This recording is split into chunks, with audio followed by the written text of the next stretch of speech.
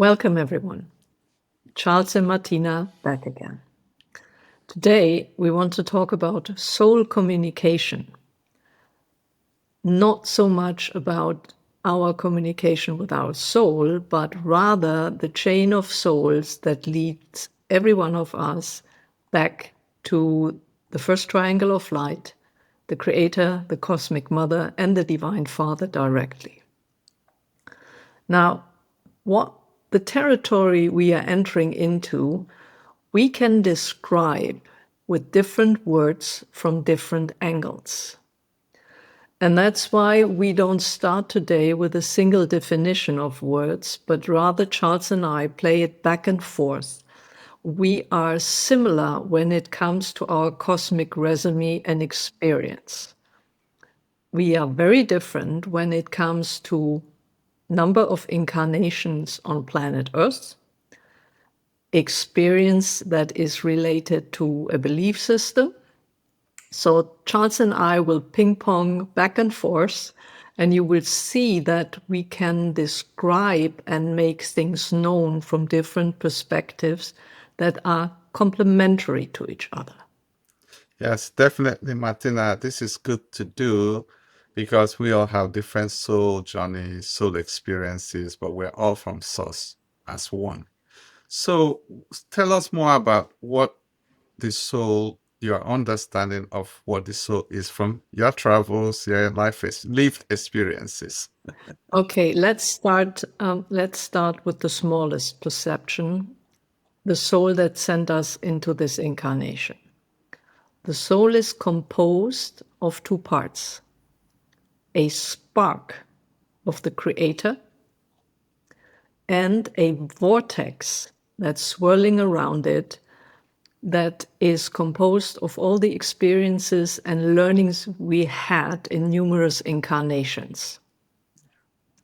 But this soul is, so to speak, the one that sent us into this incarnation, is but the last soul in a chain of souls that leads every one of us back to the first triangle of light. I've learned that I had incarnations in a different star system. I had incarnations in various of the 14 of the 33 universes, and I originate from zero cosmos. So that is, say, a rather bird's eye view on soul, back to, say, the description of the soul, the composition of the soul that for most of us resides in the eighth dimension, the soul that currently sent us here. But Charles, give me your view on that, please. Yes, let's start with Source first and think about the intention, the energy, the plan that manifests everything in the physical existence. This is always arising from the cosmic energy origin, but it's love focused. So you could also, in other words, say that everything that is based out of love or goodness is what is called creation. It sort of has an underlying tone of goodness, love, kindness, and a hope for the future. Because without this hope, there's no future, there's no creation. So this is what forms what we call the soul. Something that has these qualities is said to have a soul. And when a being is exhibiting qualities that doesn't have any of these characteristics at all, and there are some of those manifestations, you may call them, or appearances in the physical form, we say these souls, they lack love and they are soulless. Example were the prime evils who Yes, stepped out of the divine plan and, so to speak, opened their own playing field with creations that were soulless. exactly. Yes, thank you, Martina. So there are certain aspects to understand. There is a divine blueprint for anything created. So things just don't get created out of a whim. There is the initiator that you would call the creator, and then you have the planner, the integrator, and then you have the performer, which will be the father who performs. So on earth, we've been focused on the father, who's the performer, forgetting that with the father also is the cosmic mother and also the creator of our particular experience. And then, as Martina said, from her soul, for example, from zero universe, each one of our souls has lots of experiences, and we come in, either we are invited or we volunteer because we like what the creation is happening, and we say we want to be a part of it. So then each soul will send an aspect into the world. We in the human body are piece, parts, fractions of our whole soul. That's called an aspect, and this comes to earth. But in the higher dimensions, up to the eighth dimension, as Martina said earlier, is the higher self, which is the soul, which may have different aspects other than you on earth. There may be multiple aspects of your soul, and on and on. So when the soul incarnates in the physical body, it's an aspect of a larger soul, and that soul is also a part of a larger family, and that family is part of a neighborhood of souls. So our network goes on and on until we arrive back to source. So that's the way we see it. So Martina, communicating with souls. So what would you say about talking about souls, communicating with our souls? Earth has gone through the shift now, and it shifted from the third to and through the fifth dimension. That means all of a sudden, the veil that has kept us from higher dimensions is gone. Yeah. We are able now to experience life in the fifth dimension in this body, but it goes much further. Each and every one of us is capable, with practice and training, to communicate with the first triangle of light, with the Creator, the Cosmic Mother, Divine Father, directly, without anybody in between working as an intermediary. Exactly. That, to me, is just wonderful. Yes. Charles, what happens once the direct soul connection with the soul that sent us here, because that's the precondition, is fully established? What's your experience? Yes, Martina, before I dive into that, that's a very great question. I want to add a little bit more about the Okay. soul communication. Each person has this higher self, your I am. And that is your direct connection to your soul that is in the eighth or higher dimension. And this is you. You can talk to yourself. If you keep quiet and quieting the noise around you, you can have clear communication with your soul. And I said earlier, through your soul family and groups, you can attend on even to the creator to have conversations. So you don't need any intermediaries, as Martina has already said. So how do you communicate with your soul, you ask? So the abilities that comes to one who is able to communicate with the soul is all the other senses that we are not able to access readily in the third dimension.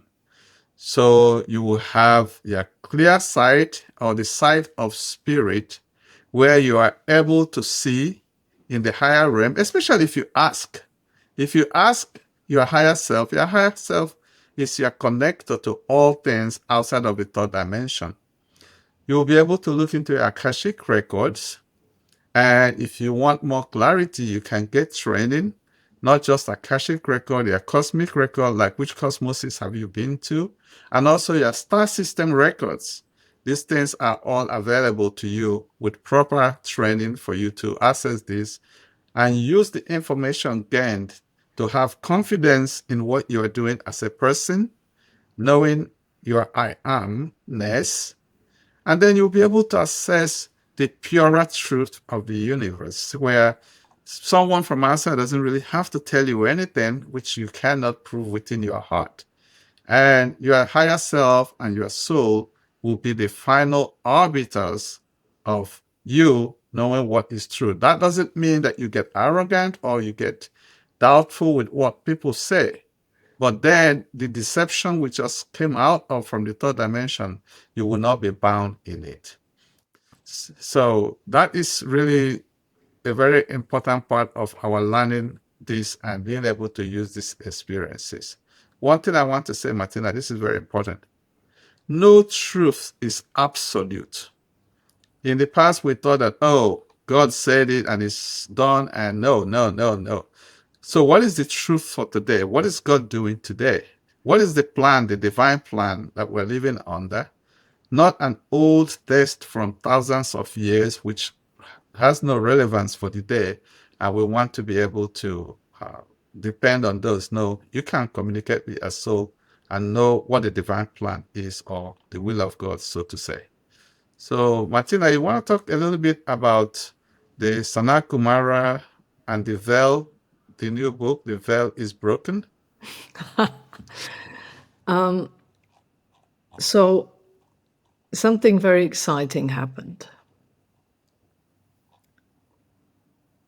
With Earth entering fully into the fifth dimension and more people who run around like us in a body, it's just the veil is not just thinning, it has been broken.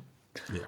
And we had our annual meeting at the end of May here in Aachen, and prior to that, a team of us was down in Paris for energy work, planting energies of love, of unity, of joy, of collaboration in places where many people come.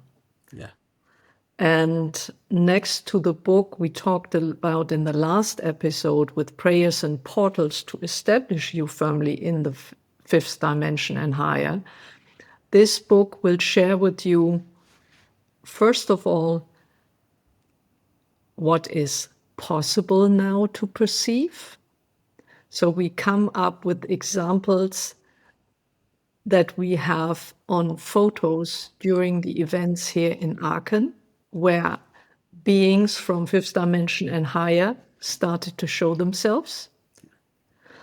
We have a great story to tell from Paris, because there is, you all know, the Sistine Chapel in the Vatican, where Michelangelo depicted creation on the ceiling and the journey of Joshua on the altar wall. But there is a place in Paris which upstairs calls the Sistine Chapel of the Cosmos. And we had the honor and duty to clean it up from restrictions and dark spots.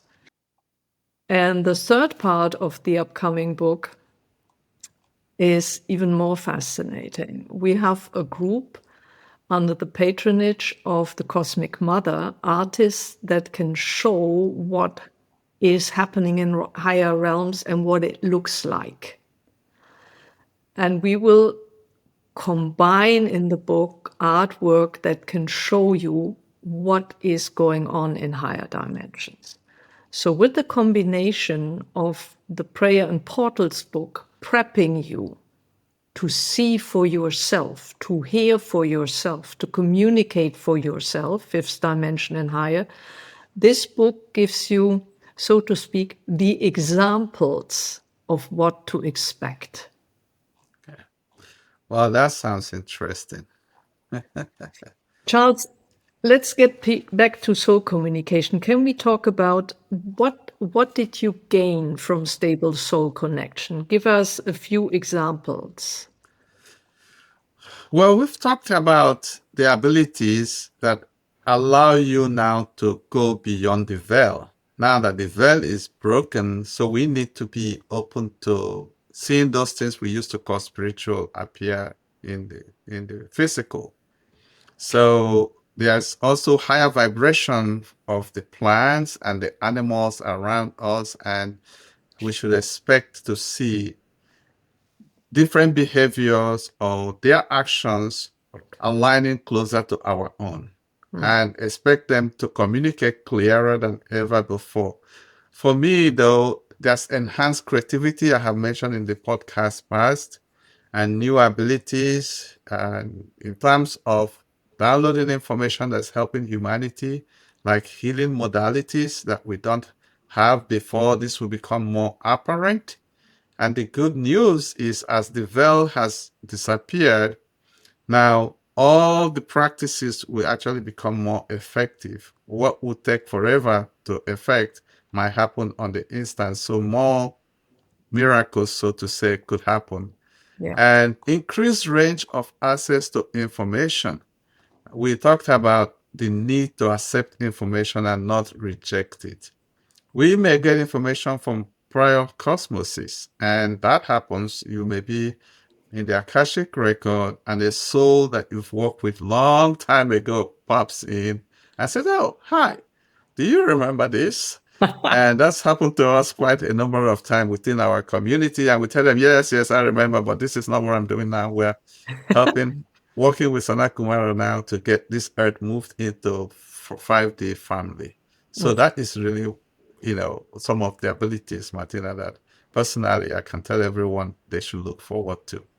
Charles, what would you suggest to our audience? How do you prepare, next to the books we just mentioned, how do you prepare for these experiences?